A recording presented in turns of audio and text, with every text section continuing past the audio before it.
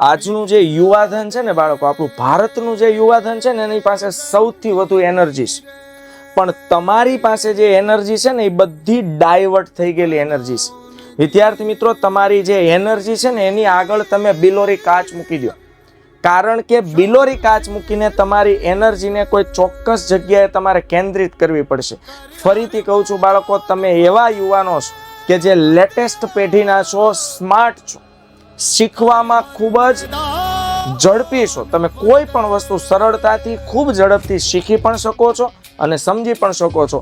પણ અફસોસની વાત એ છે કે આપણું જે યુવાધન છે, ભારતનું જે યંગસ્ટર છે, ભારતના જે વિદ્યાર્થીઓ છે, તમારી વાત કરું છું, 11-12 ધોરણના જે મોટા મોટા કોલેજ કરતા વિદ્યાર્થીઓ છે, આ લોકો પાસે આ એનર્જી યુઝ કરવા માટેનો રસ્તો નથી. તમારી પાસે જે પાવર છે, જે તાકાત છે, એ તમે જુદી જુદી જગ્યાએ ડાયવર્ટ કરી દીધી છે. આજે બાળકો બહુ કહેતા અફસોસ થાય છે કે હું ઘણા બધા એવા વિદ્યાર્થીઓને પણ જોઉં છું કે જે વિદ્યાર્થીઓ વિદ્યાર્થી કાળમાં વ્યસન કરતા થઈ ગયા છે, પાન, માવા, ગુટકા અને સિગરેટ પીતા થઈ ગયા છે. ખૂબ અફસોસની વાત છે બાળકો, વિદ્યાર્થીને આ વસ્તુ ક્યારેય ન સોંપે.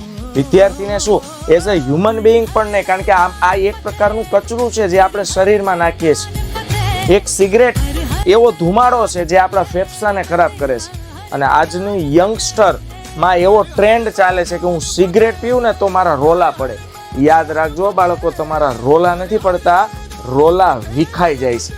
કારણ કે સિગરેટથી તમારું શરીર ખરાબ થાય છે, તમારું મગજ ખરાબ થાય છે, અને ક્યારેય મગજમાં તમે સારો વિચાર લાવી શકતા નથી, સારું વિચારી શકતા નથી. અને સારું વિચારી શકતા નથી ને એટલે ક્યારે એક સારા માણસ બની શકતા નથી. યાદ રાખજો, એમ કહેવાય કે જેવું અન્ન હોય ને તેવું જ મન હોય. આ યાદ રાખજો. એ આપણા જે ઘરડાઓ જે થઈ ગયા એ કઈ એમને ફ્રીમાં નહોતા કહેતા બાળકો. એ એટલા માટે કહેતા હતા કે તમારા અહીંયા પેટમાં જેવું અનાજ જાય છે મોઢાના મારફતથી, એવા તમારા વિચારો થાય છે. હવે આપણા પેટમાં આપણે કચરું ભરશું સાહેબ, તો વિચારો પણ કચરા જેવા જ આવશે. બસ, તો ક્યાંક ને ક્યાંક બાળકો આપણે કેન્દ્રિત થવાની જરૂર છે. આપણી એનર્જીની આગળ એક એવો બિલોરી કાચ મૂકવાની જરૂર છે કે જેથી આપણી આ બધી એનર્જી 100% એનર્જી આપણા ધોરણ 12ની બોર્ડની પરીક્ષાને ક્રેક કરવા માટે વપરાય છે. ધોરણ 12ની બોર્ડની પરીક્ષામાં A1 ગ્રેડ લાવવા માટે વપરાય છે.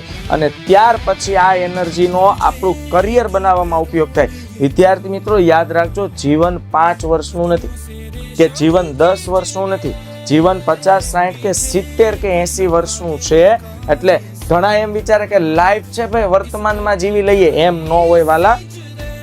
વર્તમાનમાં જીવો નો ડાઉટ, પણ ભવિષ્યની વિચારણા કર્યા વિના ન જીવો. એ હું 100% એક્સેપ્ટ કરું છું કે હંમેશા વર્તમાનમાં જીવવું જોઈએ, પણ ભવિષ્યની વિચારણા કર્યા વિના ક્યારેય જીવવું જોઈએ નહીં. તો વિદ્યાર્થી મિત્રો, આ તમને મેં કીધું ને, તમારી પાસે જે શક્તિ છે, જે તાકાત છે, તમે જે સ્માર્ટ છો, કામ કરવાની તમારી જે સ્પીડ છે, યાદ શક્તિ જે છે, એને તમે ડાયવર્ટ કરી દીધી છે, જુદા જુદા ભાગમાં વહેંચી દીધી છે ને, એટલે ભણવામાં તકલીફ પડે છે. આ વસ્તુને બાળકો સાઈડ કરો અને મેં કીધું એમ બિલોરી કાચ લઈને એક જગ્યાએ તમારી ઉર્જાને કેન્દ્રિત કરો.